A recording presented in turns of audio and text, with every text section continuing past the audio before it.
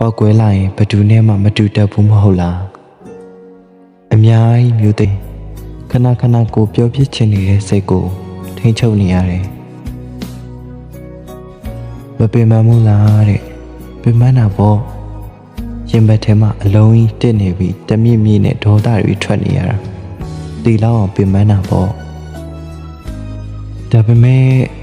ကိုပြောလိုက်ရင်ရှိနေတဲ့ဆက်ဆံရေးလေးတွေအားလုံးပြတ်သွားလိမ့်မယ်ပြုံးနေတဲ့မျက်နှာတွေအားလုံးဟာမဲသွားလိမ့်မယ်အဆင်ပြေပါရဲ့ဆိုတဲ့စကားကိုသုံးပြီးနောက်ထပ်ပြီးမျိုးသိမ့်လိုက်ရုံနဲ့ဘာမှဖြစ်သွားတာမှမဟုတ်တာဆိုတဲ့အတွေ့နဲ့ပဲဒီတညာတော့အိမ်ုံပေါ့